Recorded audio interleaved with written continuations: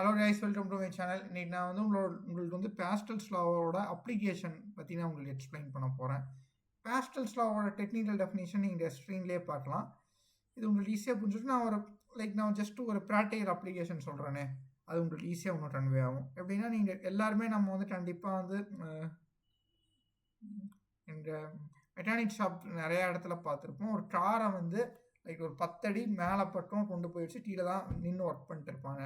நம்ம எப்பயுமே நினச்சிருப்போம், எப்படி எந்த ஒரு ஃபோர்ஸ் வந்து இவ்வளோ ஒரு 2 டன் இருக்கிற காரை வந்து மேலெல்லாம் தூக்குது, அந்த அளவுக்கு பவர் அதுக்கு எங்கேருந்து வருது? அதுதான் வந்து ஹைட்ராலிக் சிஸ்டம்ஸில் தான் நம்ம ஹைட்ராலிக் சிஸ்டம் யூஸ் பண்ணி தான் நம்ம அந்த ஒர்க்கை நம்ம பண்ணிட்டுருக்கோம். எப்படின்னா, நான் வந்து உங்களுக்கு ஒரு எக்ஸாம்பிள் தரேன். இந்த ஒரு இங்கே ஒரு பிஸ்டன் இருக்குது, இங்கே வந்து ஆயில் கண்டெய்னர் இருக்குன்னு வைங்க. இந்த பிஸ்டனை இதுக்குள்ள ஆயில் இருக்குது. நீங்கள் பிஸ்டனில் நீங்கள் எவ்வளோ ஃபோர்ஸ் தரீங்களோ, ஆயிலுங்கிறது வந்து அவ்வளோ கம்ப்ரெஸ் ஆகாத ஒரு இது. நீங்கள் ஃபோர்ஸ் அப்ளை பண்ணுறப்போ இந்த ஃபோர்ஸ் வந்து நம்ம ஈஸியாகவே இந்த பக்கம் வந்து நம்ம வந்து ட்ரான்ஸ்ஃபர் ஆகும். ட்ரான்ஸ்ஃபர் ஆகிறப்போ இங்கே வந்து ஒரு வெயிட் இருக்குன்னு இதுதான் காருன்னு வைங்க.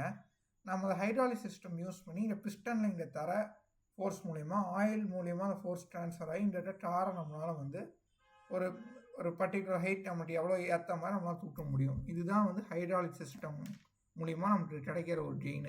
இந்த ஹைட்ராலிக் சிஸ்டம் வந்து பேஸ்டல்ஸ் லா மூலிமா தான் நமக்கு வந்து டிஃபைன் ஆகி நம்ம அதை யூஸ் பண்ணிட்டு இருக்கோம்.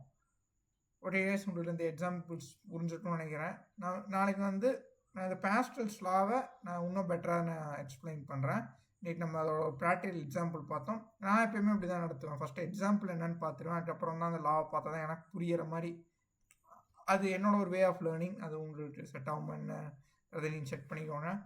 ஓகே கைஸ், கண்டிப்பாக வீடியோ உங்களுக்கு உங்கள் ஃப்ரெண்ட்ஸுக்கெலாம் ஷேர் பண்ணுங்கள். சேனல் சப்ஸ்கிரைப் பண்ணிக்கோங்க, கமெண்ட் பண்ணுங்கள். வீடியோ பிடிச்சிருந்தா லைக் பண்ணுங்கள். தேங்க்யூ. நாளைக்கு உங்களை வந்து இன்னொரு கான்செப்டோட வந்து பார்க்கலாம்.